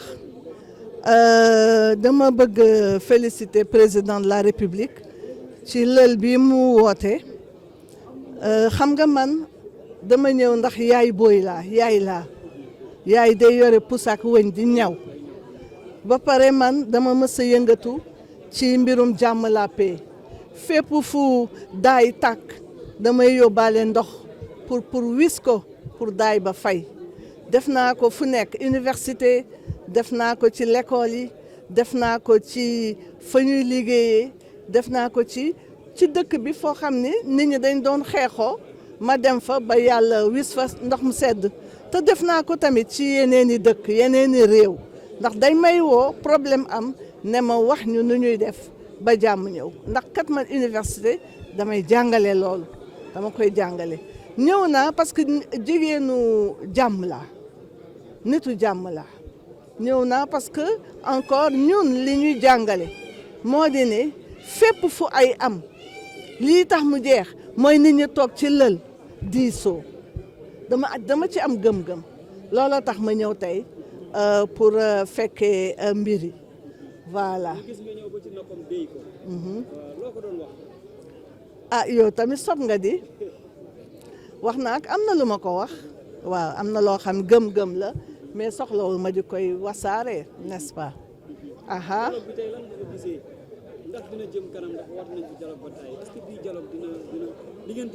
li ma bëgg wax mooy dialogue bu mujj bi man daanaka maa ko woote woon ba wax naka la ñuy war a def li ñu wax commission yooyu yëpp maa ko proposé woon mais ba ma demee ba gis ne dialogue bi sincèreul dama beddeeku génn deuxième réunion ba yeggalewu ma ko ma génn yaakaar naa ni xanaa bii yoon dinañu fexe ba loolu du fi am mais li ma gis tey mooy ci cérémonie d'ouverture bi moo di ni dafa mel na benn pàccu Sénégal rek ñoo ñëw taxaw te Sénégal du benn pàcc bu ñuy wax dialogue dafa am au moins ñaar ñuy waxtaan su fekkee ni côté ñuy wax yëpp côté benn boor lañu gisuma naka la dialogue mënee am njariñ moo tax war nañoo xeex président war naa góorgóorlu ba nga xam ni yeneen pàcc yi dinañu ñëw ndax kat dialogue mooy ku ci nekk ma yeggale dialogue ku ci nekk d'accord mën naa yeggale di nga ko nettoyer moo di ne dialogue ku ci nekk wax la nga xalaat lan mooy say mbébét ñu teg ko ci taabal bi ñu waxtaanee ko faram fàccee ko ba ñu am lu dëgër loo xam moom la ñuy teg ñëpp nangu ko appliquer moo tax ma bëgg bu ñu bëggee dialogue bi jaar yoon ñu woo ñeneen ñi ñu ñëw participer ndax frustration yi bare nañu xale yi nee nañu dañu sonn problème bi daal macha allah bare na kon boog na ñëpp toog ñu diisoo waxtaan ci ndax mu mën a nekk dialogue sinon du nekk dialogue sinon benn baat lay nekk te loolu du dialogue au moins nag mais ñi gën a mer ñi mer mais bare nañu ñoom F24 mer nañu opposition bi mer nañu société civile am nañu mer population bi am nañu mer mais ñoo ñëpp dañ leen war a dugal ci biir waxtaan wi loolu la ñu war a def mu nekk waxtaan bu am solo waxtaan bu dëgër bu ñuy jëmale kanam mais parce que fii nit ñi ñëwuñu fi pour tàccu ay nit wala di dem rek ci booru kenn ci nit ñi ah la mu xalaat dañu ñëw pour mën a toog waxtaan diisoo pencoo réew mi bañ koo paccoo loolu nag am na solo. problème troisième mandat bu président yi nañ ko ci dugal. waaw président troisième mandat bi il faut mu dugg ci xam nga lu tax xeex bi tey ak tour deret bi nit ñi bare dañu mbubboo mbirum troisième mandat bi n'est-ce pas loolu la ñu mbubboo kon boog léegi war nañu fexe ba loolu mu nekk lu leer lu ñu teg de côté te moom moo ko mën a def moom moo ñu mën a wax ni tey du ma def troisième mandat su ko defee ñu concentré wu suñu xel yëpp ñu dugal ko ci yeneen problème te problème yi dañu bare ndax gis nga ni boo ñëwee ci sous-région bi dëkk yi ñu wër foofu li ñu wax islamisme djihadisme bi mu nga fa suñu amul concentration bu ñu amul temps pour réfléchir ci trouver ci ay solution nekk rek di xalaat ndax troisième mandat dina am wala du am day nekk pertement te fii Sénégal suñu borom daf ñu maye ay ressources naturelles may ñu pétrole may ñu gaz ak leneen ñun ñu bare dañ ñu ci envier bëgg ko ñu ngi dugal ay mbir yoo xam ne mën na yàq réew mi dama bëgg nag moom mu fexe ba affaire troisième mandat ñu tegee ko fee comme ça ñu concentré wu ci problème sénégalais frustration yi surtout yu jeunesse yi man loolu laa bëggoon wax daal sànni ci mbir yi waaw. mais da ngay concentré wu boo defee nii rek doot ma am voilà booy déglu da ngay xool nit ki dégg nga ndax mu yaakaar ni am na solo li muy wax waaw waxal. waaw moi je suis présente au dialogue parce que j'y crois. Je suis une maman, je suis une mère et vous savez, au plan international, je fais partie des femmes, des 1000 femmes du monde nominées prix Nobel de la paix parce que j'ai toujours agi dans le sens de la prévention des conflits, dans le sens de la résolution des conflits et dans le sens de la consolidation de la paix. Donc vous voyez que donc je voulais participer à ce dialogue. Je crois que j'ai quelque chose à apporter à ce dialogue.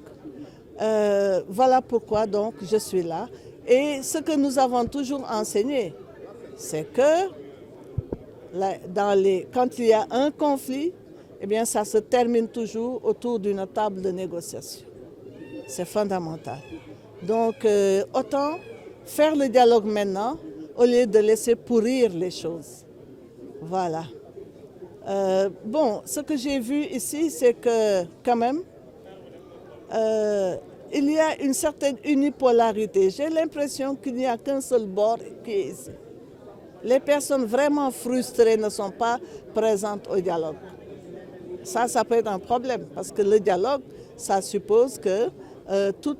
toutes les parties en présence soient là et discutent pour arriver à un consensus. Voilà donc ce que je regrette un peu et j'espère que ça va être corrigé. Hein, ça va être corrigé. Sinon, le dialogue ne sera pas une grande réussite. Je souhaite que ça le soit, mais il faudrait que tous les acteurs soient là. Il faudrait que ça soit inclusif. Il faut que ça soit inclusif. Il faut que ça soit sincère pour être utile. Et il faut qu'on sache se dire la vérité dans le cadre de ce dialogue. Voilà. Voilà.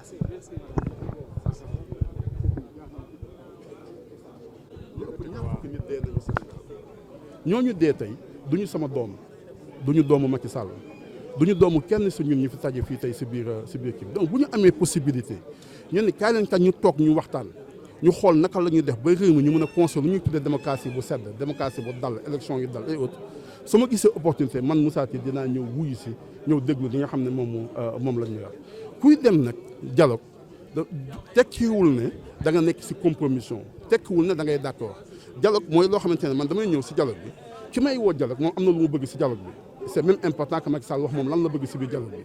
ki lay woo dialogue bu yow booy dem da nga naan lii kat ndax samay exigence la lii ay point non négociable la lii moom mën nañ si discuter ba juboo donc loolu mooy dialogue war a mën a ñun nañu dox suñuy tànk suñuy jéego dem seeti lan la ñuy wax bu fekkante ne buntu la pour ñu mën a atteindre objectif yi nekk ci mbedd bi di xeex te kenn dootu si deewati ñun def fii dialogue bu sincère ñun ñëpp ñu waxante si bu dee buntu la pour def ko moi je suis prêt à jouer cette carte là alors même que je sais que beaucoup de parts de l'opinion duñ ci nangu waaye responsabilité homme politique dafa dépasser simplement nekk sous le jugement justement de l'opinion il y a des moments yoo xamante ne ku nekk dafa war nga jël responsabilité gis nga yenn saa yi sax di nga am dëgg si ñoo xamante ne gisaguñu li ngay kaar waaye ñay toog di dee tey ci biir dëkk effectivement métti na ku nekk métti na ñu nekk ci opposition bi certainement aussi yaakaar naa ne métti na aussi président de la République waaye moom loo koy wax ne mooy bal bi si kanam la nekk gis nga bi ñu toog fii si salle bi bu Macky Sall jëlee léegi kàddu ne man kat dootuma defati 3e mandat benn ñaareel bu ne man kat d'accord naa tey ñu modifier article 29 modifier article 30 modifier article 31 modifier article 57 gis nga bu subaa dëkk bi day dal totalement parce que problème yi ñu am yëpp looloo ko indi ñaari yëf yooyu moo indi ku dee fii ci réew mi looloo ko indi ku fi am tension politique loolu moom moo fi indi te loolu nag du question dialogue Macky Sall waxu ko woon ci ab dialogue politique da ko waxoon dans son dialogue direct avec le peuple dafa woote ne kaay leen wooteel ma référendum mu ne man kat référendum bii may woote ñu wote ko damaa bëgg tey ñu def ci disposition boo xamante ne ëllëg kenn dootu ko mën a def fii troisième candidature donc la mu waxoon Sénégalais yi rek laa bëgg moom mu doxal ko na engagé wu ne lii laa bëgg bu subaa koo woo nit ne kaay manifester mën a manifester parce que suñu problème Sénégal rek la na. Merci beaucoup président Moussa. Et qui répondent aux exigences de l'industrie de la musique dina baax ndax dina tax ñu mën a organiser ay tournées dinañu gën a jaay suñu aar te defe naa ni monsieur le président jaay suñu aar mooy jaay aaru Sénégal mooy yëkkati drapeau Sénégal avec une belle image boo xam ne man yàgg naa am fierté di yëkkati drapeau Sénégal mais bu ma nekkee à l'étranger di gis Sénégal j'avoue que lu bëri dama ci am kersa ndax li ñuy gis muy violence population bi di ko def musuñu ko xamee Sénégal moo tax may ñaan ndaw ñi à plus de sérénité à plus de responsabilité à plus de citoyenneté et à plus de civisme ndax ki nga xam ne moo jóge bitim réew ñëw investir ubbi fu mel ni benn centre commercial wala mu def ay infrastructure kooku dafa bàyyi réewam gëm Sénégal ñëw investir Sénégal bu dee mer nañu taal ko wala ñu taal bii suñuy jànge suba ëllëg day tax tous les investisseurs daw le Sénégal parce que dañuy ne le Sénégal est un pays violent alors que moi je me le refuse. Le Sénégal fait partie des plus beaux pays, le pays qui nous donne autant de fierté, le pays pour lequel nous avons toujours la fierté de brandir le drapeau. moo tax may ñaan acteurs politiques yi acteurs de la société civile la jeunesse ñëpp retrouver wu autour de l'essentiel pour la non-violence au Sénégal. jërë ngeen jëf maa ngi leen di gërëm di leen sant xanaa dama koy tëjee rek sama way wa daal sama way ma waxoon laa koy tëjee monsieur le ministre Amadou Ba. sunu Sénégal réew mi ñoo ko moom bu nu ko yàq sunu Sénégal réew mi ñoo ko moom bu nu ko yàq kilifa diine yeeg bu aada yi ñépp nanu booloo parti au pouvoir ak opposition nanu diisoo sunu Sénégal gaal gi warul suux nanu diisoo réewum Sénégal gaal gi ñoo ko moom bu nu ko yàq merci beaucoup jërë ngeen jëf.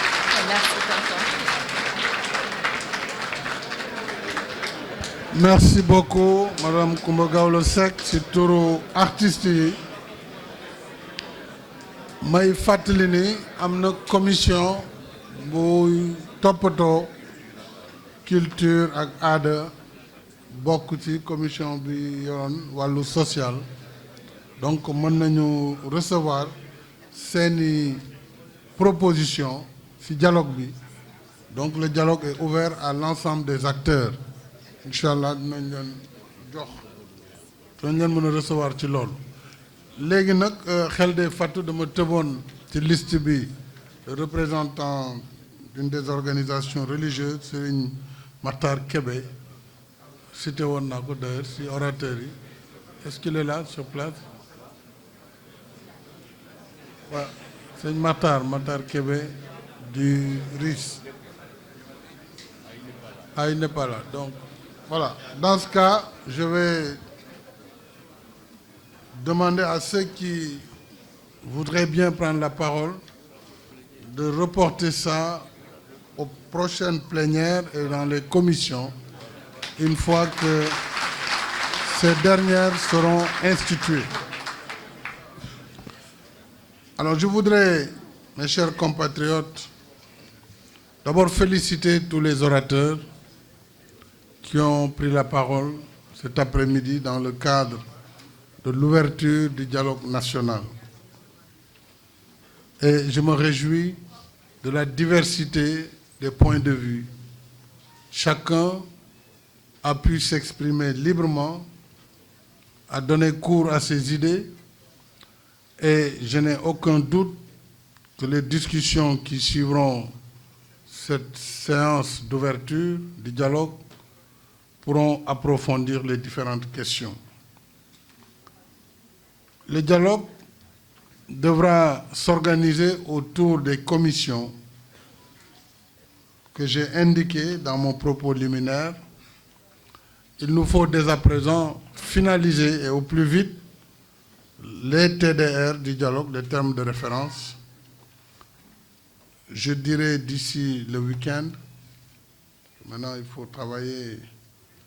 tenant compte des délais imprescriptibles du processus électoral.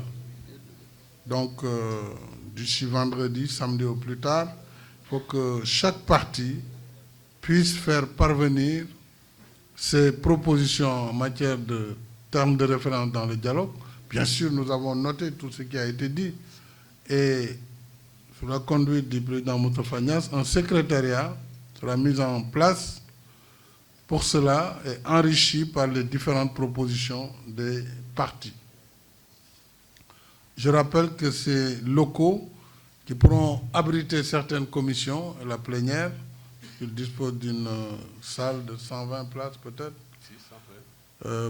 Certaines discussions pourront se faire à l'immeuble Bourgie, pas loin d'ici, au 2e étage. L'immeuble Bourgie face à la Société Générale, et contigu à l'IPRES, donc c'est facile à localiser. Pour pouvoir également donner la constitution des commissions, je demanderai au ministre de l'Intérieur qui avait suivi, qui avait assuré le secrétariat du dialogue politique de faciliter le contact et la collecte de ces TDR qu'il faudrait transmettre au niveau de la présidence du dialogue. Nous pourrons recueillir en même temps la désignation des représentants des partis en dialogue, et là où nous avions des commissions qui sont restées fonctionnelles, nous pourrons consolider donc ces présidents de commission. Ça ne sert à rien de reprendre le travail. Ces rapporteurs, là où il faut corriger, remplacer, nous pourrons faire très rapidement ce travail afin que tout le monde se mette à la tâche.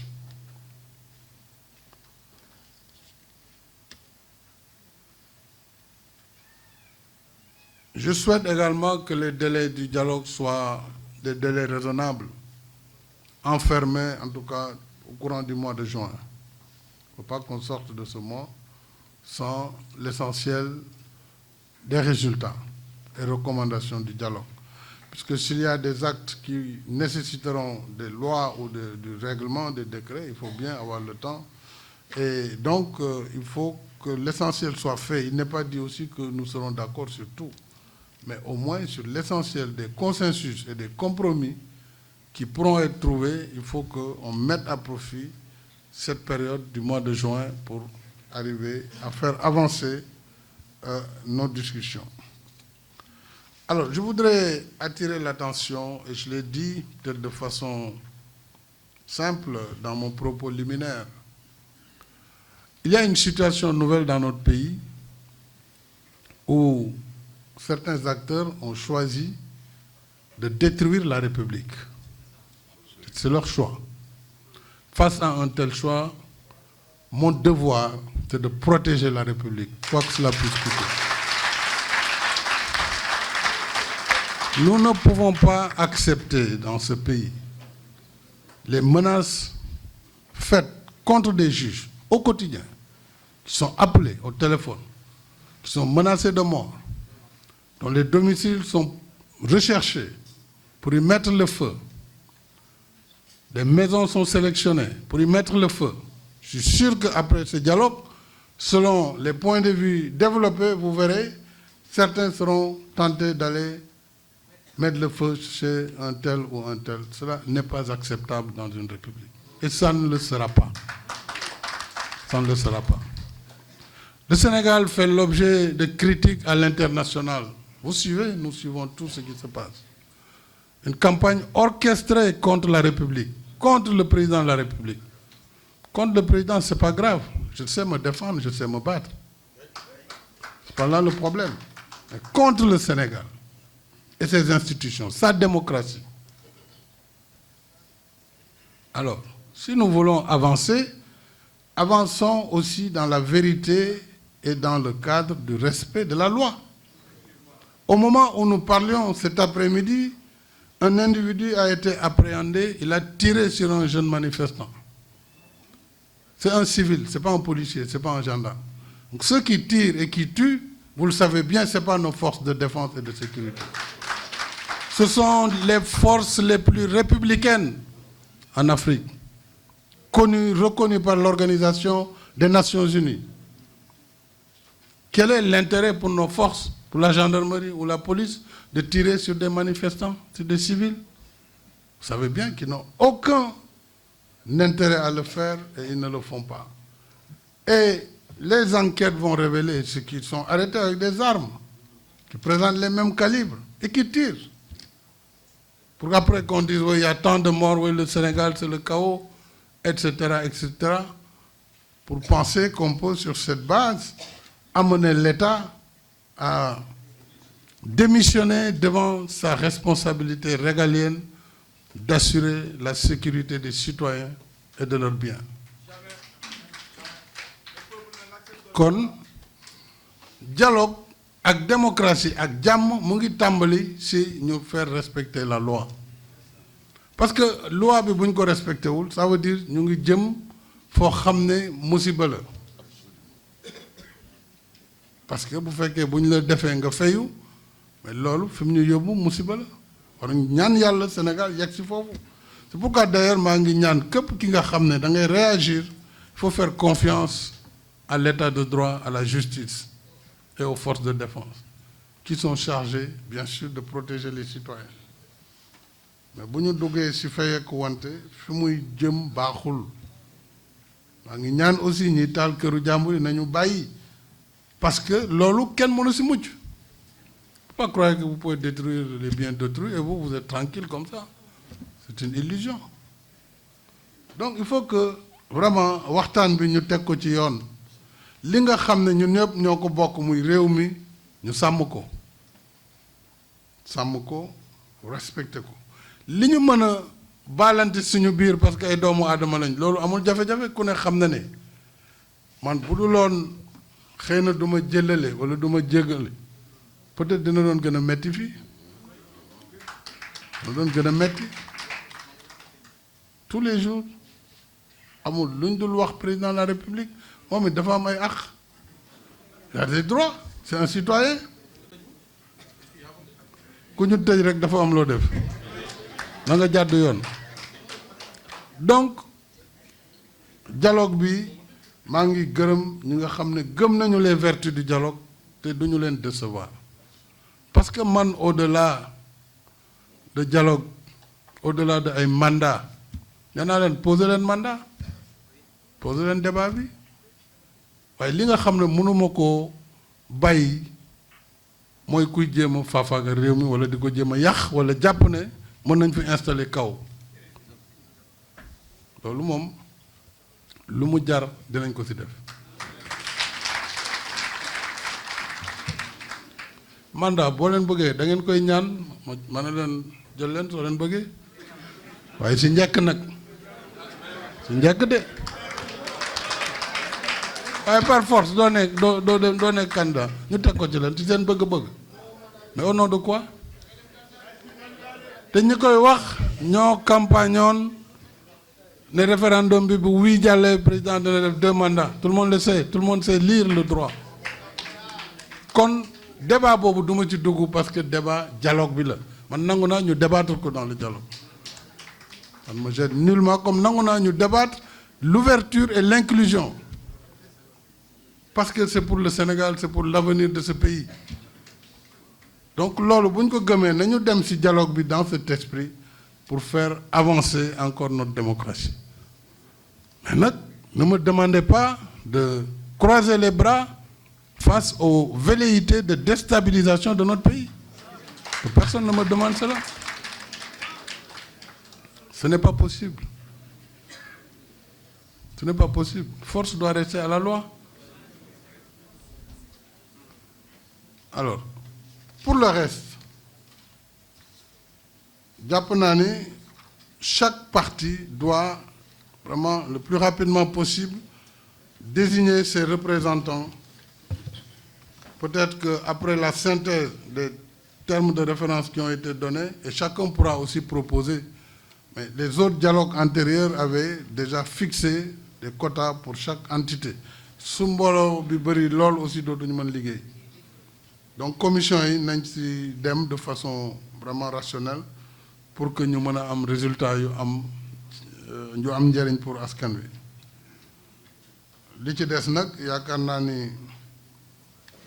sant leen rek ak gërëm leen moo ma war sant waa réew mi it sant kilifa diine yi ak kilifa aada yi sant kilifa parti politique yi ci boor bu ñu mënti nekkee mais centre également le secteur privé ak centrale syndicale organisation féminine képp ku fi toog ci anam boo fi mënti toogee ñu sant la gërëm la ndax lii dafa am solo te it mooy lii def l'exception sénégalaise day wone ni am nañu nos propres ressorts pour gérer nos crises te loolu mooy sagu Sénégal loolu nag kenn waru ko yàq ci dialogue bi kon vraiment maa ngi gërëm leader politique yi nga xam ne bu ñu amuloon courage parce que le courage politique aussi c'est de ne pas suivre tout le temps la clameur, c'est de pouvoir faire ce qu'on estime être utile pour son pays, quel que soit par ailleurs les échos. C'est d'être venu et d'essayer justement de trouver des solutions à travers cet échange, ce dialogue entre les différentes parties. Kon synthèse bi loolu la maa ngi sant ñëpp di gërëm ñëpp di wax ne dès que nous aurons l'ensemble des termes de référence et la constitution des commissions, avec vous aussi nous allons travailler sur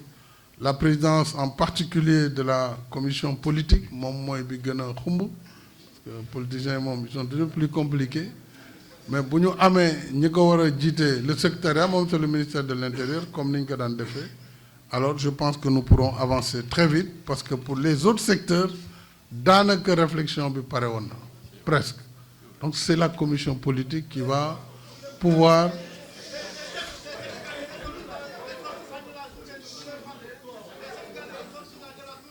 les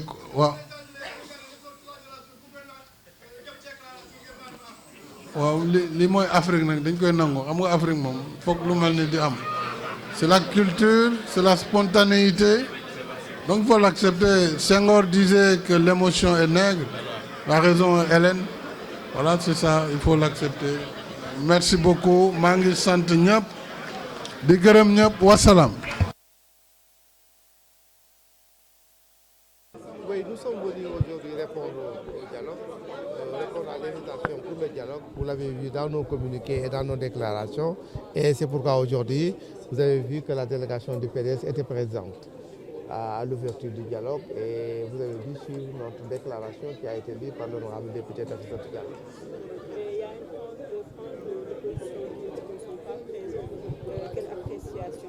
Oui, nous sommes des démocrates. Tout le monde ne peut pas avoir le même avis. Mais puisqu'il s'agit de dialogue, puisqu'il s'agit aussi d'une cause nationale, nous avons tous le devoir de faire rallier tout le monde, d'appeler tous les fils de la République, tous les fils de la nation autour d'une table de discussion. Parce que c'est du Sénégal qu'il s'agit. C'est pourquoi tous les acteurs l'ont dit, le président et tout le monde, nous devons essayer de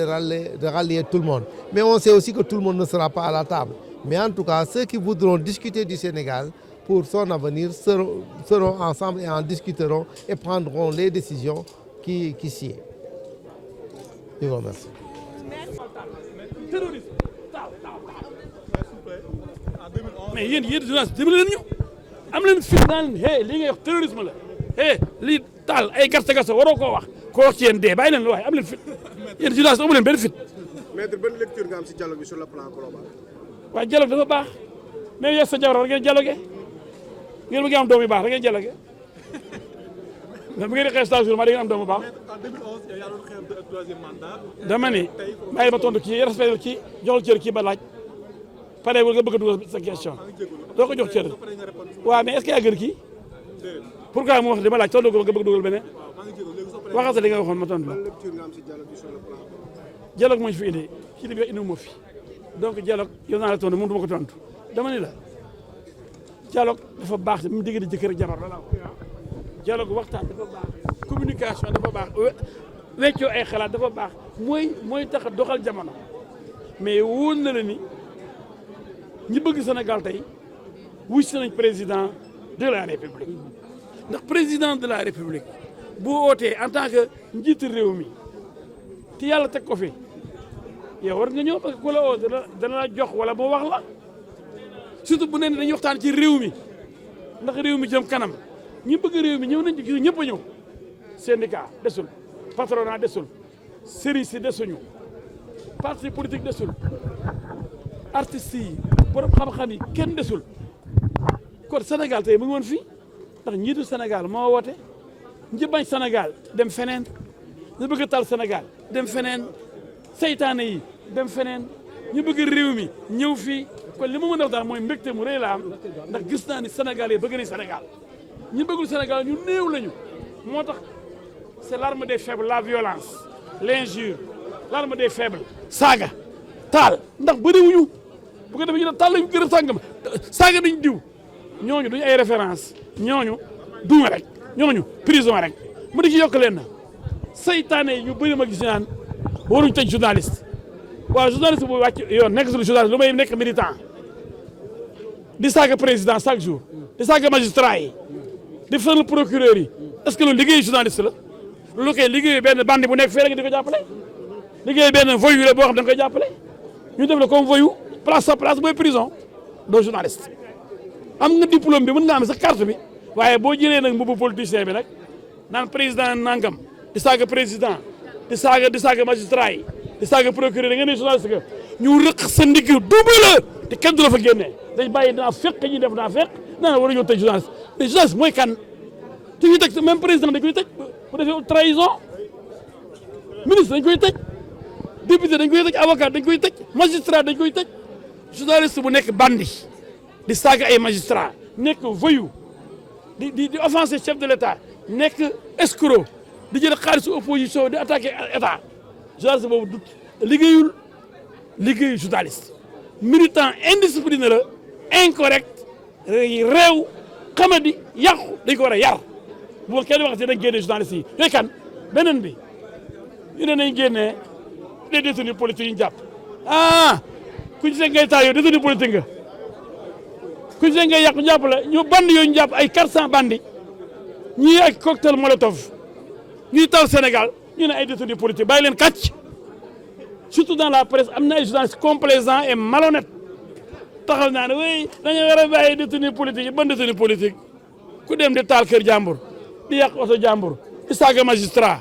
di dem di cocktail molotov di sànni ci mbedd yi di taal kër jàmbur yi ñu jàppale ñu naan détenu politique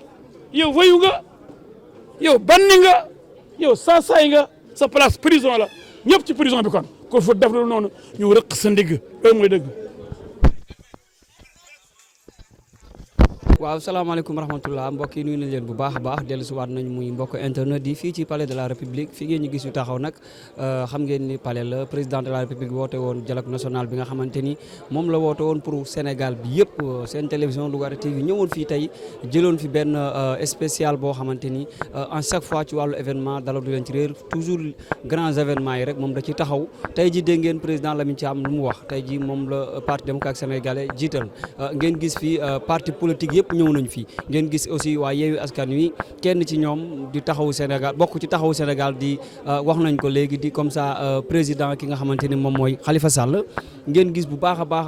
président Idriss Seck mi yor parti réew mi ngeen gis bu baax a baax li fi président déclaré buñ ci di ngeen ko seetaan ci chaîne bi mu nekk lu am solo ngeen dégg président li mu jeexalee mooy dialogue bu bëgg na balaa fin de juin mu jeex mu nekk lu am solo loo xamante ni tey liñ fi wax yëpp pour njëriñu réew mi la dégg ngeen Grand Serigne de Dakar dégg ngeen parti politique ba ci artistes yi nga xamante ni Coumba Gawlo Seck moom la jël wax ci joyante li nga xamante ni ñoom la artistes yi bëgg ci biir dialogue national bi kon nag mbokk yi lii lañ leen indiloon fii ci palais de la République télévision Lougaré TV avec vraiment nekk lu am solo loo xamante ni tey jii indil nañ leen ko dégg ngeen réaction Mamadou Diagne Fada réaction ki nga xamante ni moom mooy ku fi nekkoon ministre intérieur muy Ousmane Ngom